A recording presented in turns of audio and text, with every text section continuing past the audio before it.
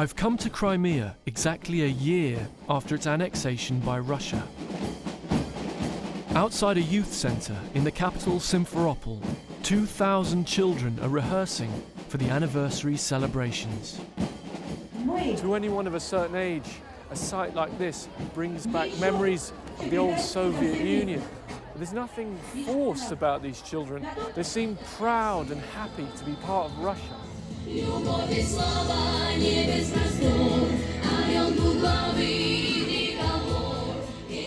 12 months ago, this was Ukraine, but you wouldn't know it now.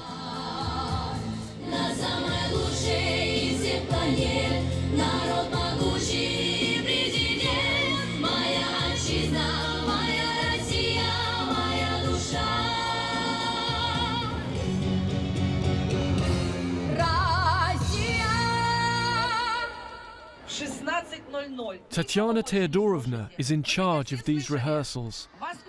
For her, reunification has righted a historic wrong and ended years of neglect. She thinks Crimea should never have been part of Ukraine. Чувствуем себя, что мы дома, что мы в своей стране, мы счастливые. 17-year-old Tanya shows me round the palace of youthful creativity, flush with new Russian money. A budding singer, she's been picked to star at the anniversary celebrations. I asked Tanya's group to show me one of the dances they're learning. They're about to weaponize their dancing.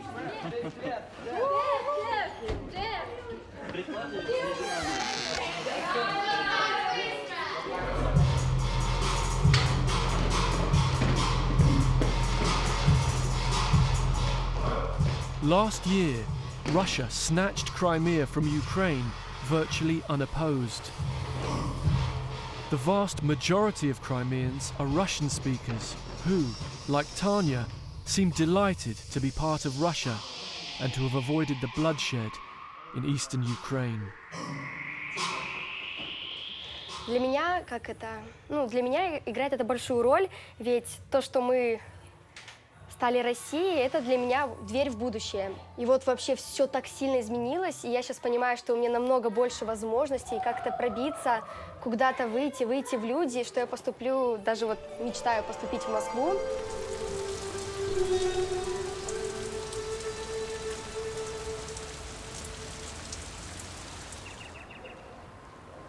But not all Crimeans are so happy to be part of Russia. I've come to the town of Bakhchisarai, the old capital of the Crimean Tatars, a Muslim minority who've lived here for centuries. I'm on my way to a party. Nazli Seitablayeva has invited me to her grandmother's birthday. Не за что. Очень приятно. Меня зовут Марсел. Меня Гульнара. Гульнара. Очень приятно, Гульнара. 3 generations of her family are here to celebrate. But there's one person missing. Nazli's dad. He's a director, and he made this epic film about the deportation of the entire Crimean Tatar people in 1944 by Stalin. It was the culmination of centuries of distrust. Tens of thousands died. Nazli's dad, Akhtem Seitablayev, also starred in it.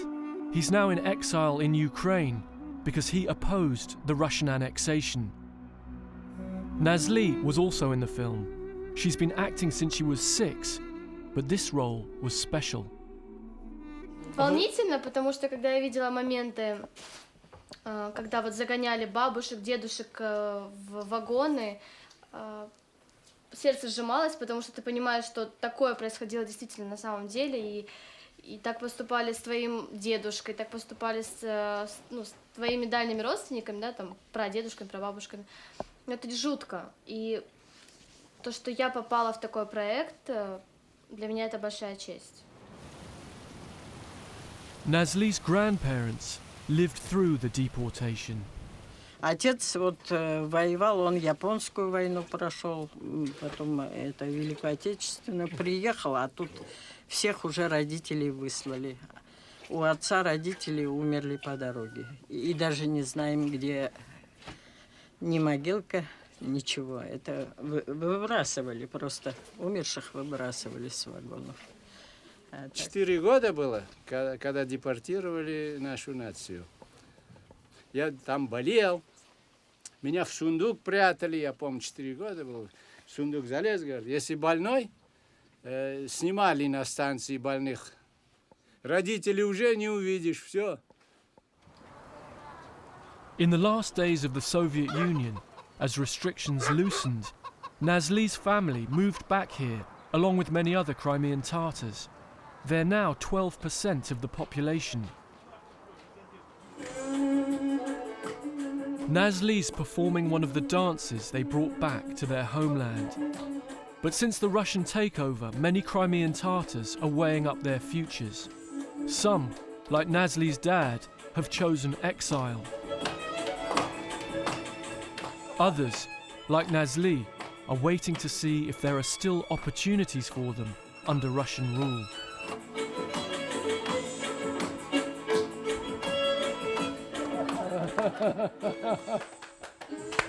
Bravo!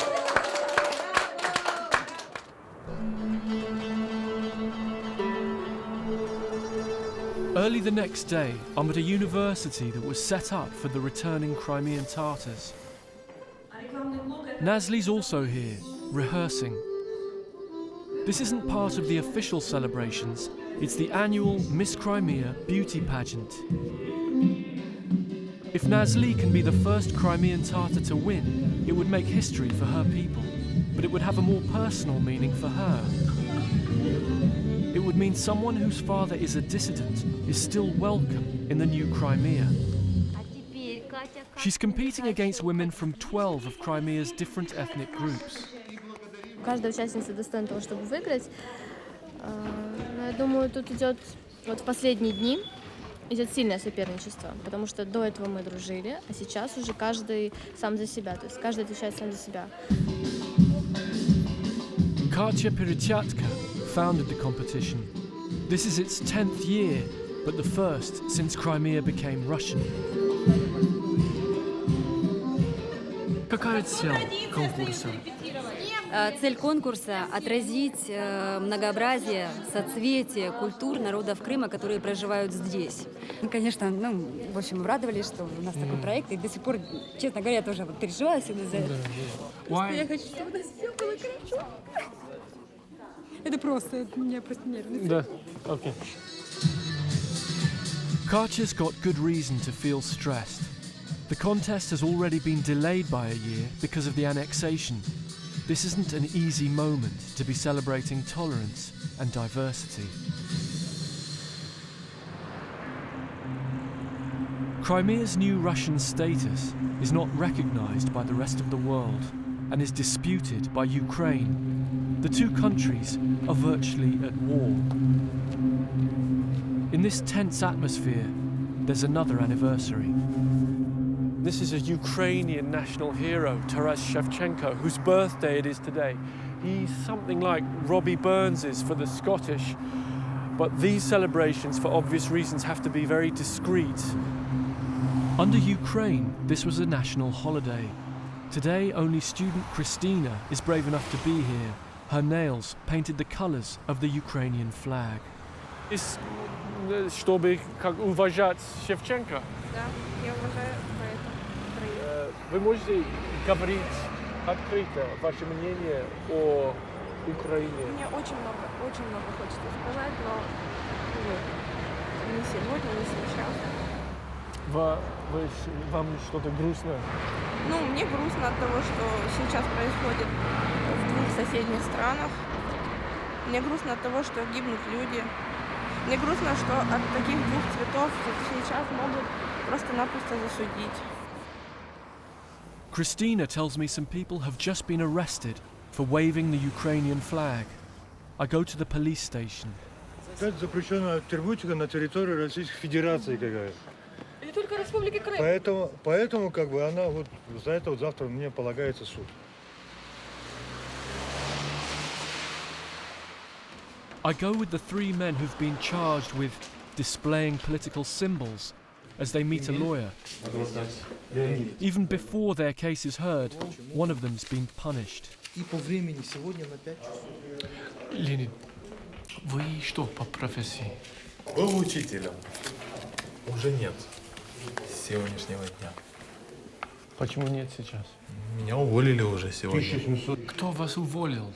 Директор школы объяснение дал, что я веду подрывную деятельность в школе, врежу российскому государству.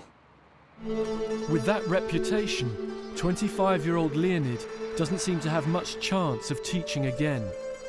But on Simferopol's main square, someone else is coming back into favour. Lenin is getting a makeover.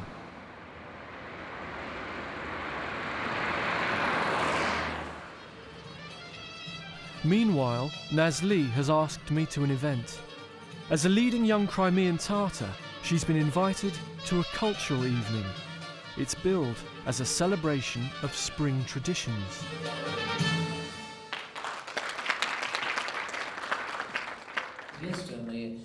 But as soon as the music stops, the meeting's taken over by two Crimean Tatars employed by the government. They've come with a message for those Tatars still opposed to the Russian annexation, like Nazli's dad. Крымским татарам, не находиться и дальше, это инструментом в чужих руках, в данном случае это Госдеп США. У кого-то это есть такая сегодня ситуация, что она обсуждается дома.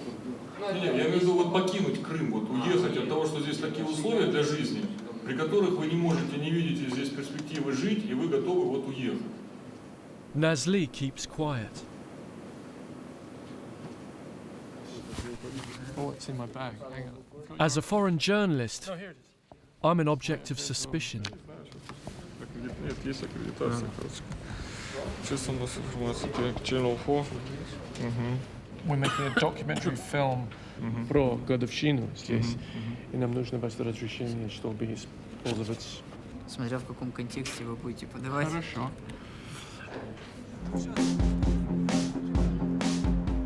It's the morning of the competition. Nazli will soon be under the spotlight. А как вам спалось? Хорошо, наверное. Вы выглядите очень хорошо. Спасибо, но спалось плохо. Плохо. Да, я легла в 3 часа ночи и проснулась в 9, и все на свете проспала. Her mother Zarema tells me it's a tense time. She's moved back in with her elderly parents to save money. Что нестабильная сейчас экономика в силу этих перемен. Мы же, знаете как, живешь и не уверен в завтрашнем дне. Дело в том, что я еще занимаюсь организацией праздников, мероприятий, свадеб. А так как сейчас такой период сложный, люди стали экономить на этом. Поэтому немножко бизнес сейчас как-то так просел. But in spite of her money worries, Zarema's sparing no expense to give Nazli the best chance of winning. Victory would mean a lot to both of them. Next stop, Lenin Square for the contest. Обоими руками держит. Там Ленин на ремонте. One of the rounds of the competition is a bake-off. Nazli's bringing baklava.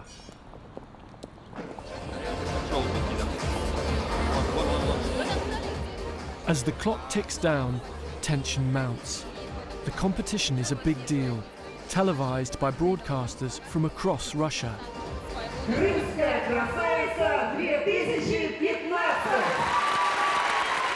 Among the onstage guests is one of the most powerful men in Crimea, Dmitry Polonsky. There's the new Minister of Information, in case anyone needed reminding that here we are in the new Russian Crimea. Благодарю сегодня организаторов, которые, несмотря на долгий и сложный период в жизни нашей республики, пока мы еще были, скажем так, не у себя дома, не у себя на родине, по крайней мере официально, хотя в душах мы всегда были русскими людьми. With Russian supremacy established, the celebration of diversity can begin. The contestants include Crimeans with Armenian, Bulgarian, and even German ancestry, a legacy of Crimea's complex history.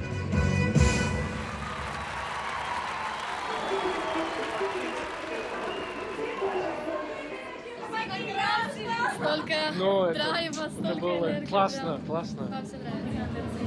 Let's break a leg.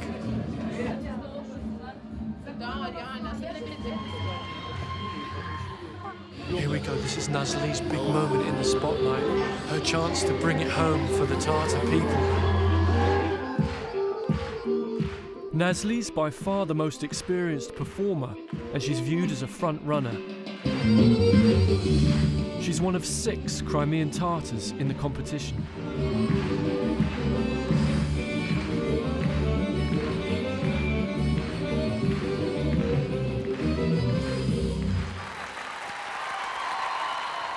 There's a break for the judges to sample the baking.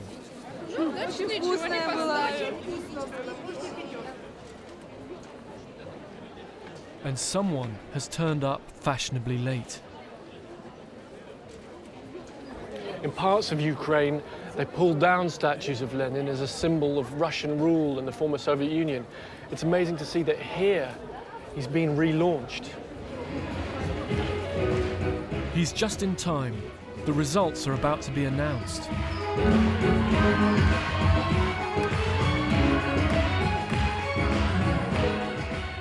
Everyone gets a prize for taking part. But only one woman will become Miss Crimea. Who will it be? Miss Extravagance the Russian? It might look greedy in a year when Russia's taken everything else.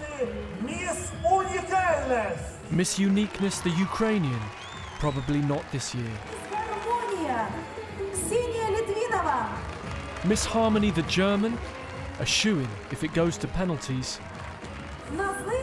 Or will it be Miss Charm, Nazli Saitablayeva, the daughter of a Tatar dissident?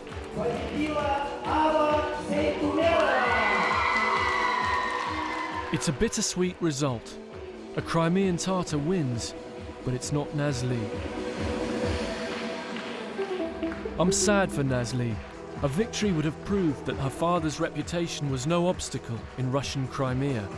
Now she's left wondering more than ever if it is.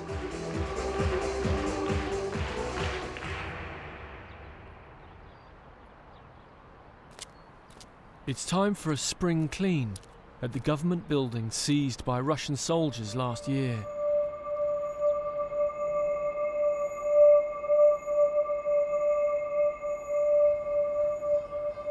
But as the anniversary of the takeover draws near, another commemoration is taking place, almost in secret. It's also been exactly a year since the funeral of Rishat Armetov. According to Crimean Tatar custom, his family has gathered to remember the father of 3. On March 3rd last year, while Russian soldiers guarded the government offices, a small crowd assembled, including Rishat, who was a Tatar activist.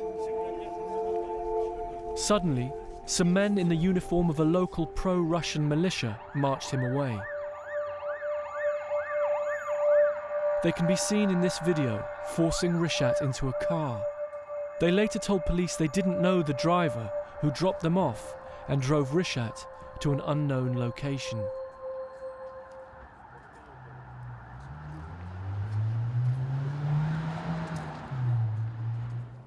Zarina tells me about the terrible moment when she identified her husband's body. Ребра все переломаны, он весь синий был, его там током били или что там, ну там ужасно было. His brother tells us they're desperate for justice.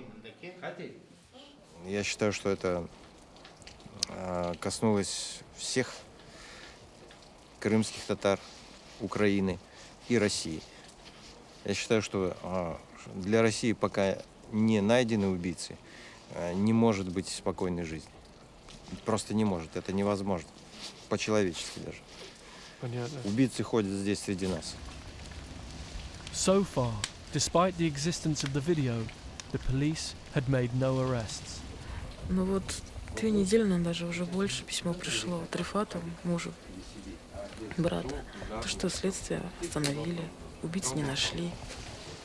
Despite the letter sent to the family, the Crimean authorities told us investigations are ongoing.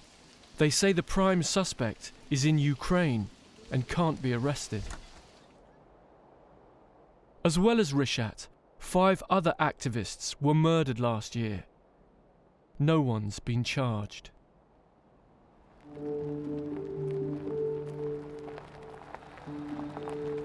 I catch up with Nazli during a driving lesson. She's been thinking about her future.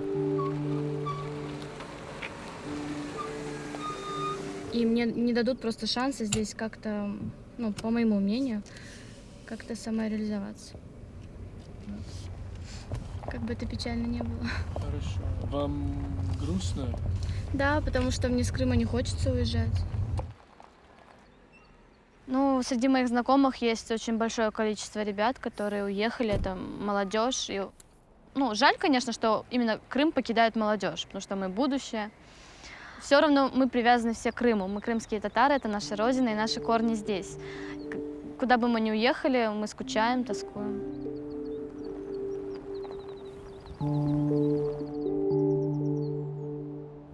Three weeks later, Nazli would leave for Ukraine.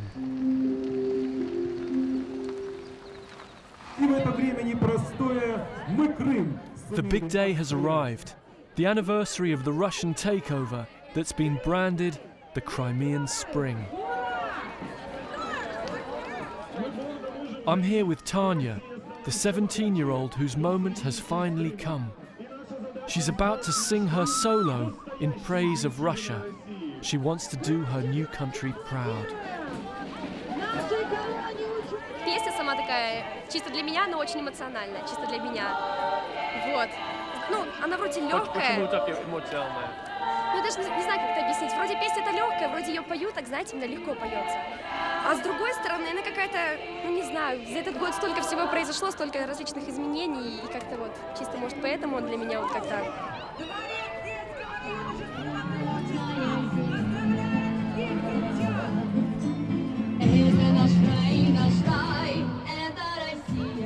For the Russian majority, the Crimean Spring is the fulfillment of a long-held dream. But for Nazli and others, it feels like the beginning of another exile.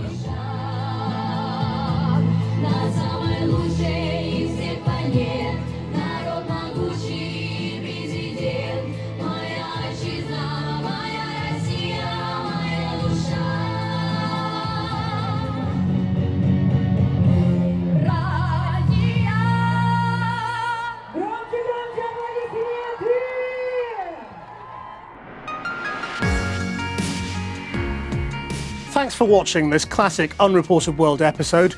Click the logo to subscribe for more award-winning documentaries from the Unreported World team. We upload videos every Wednesday and Sunday, keeping you up to date with content from all over the world.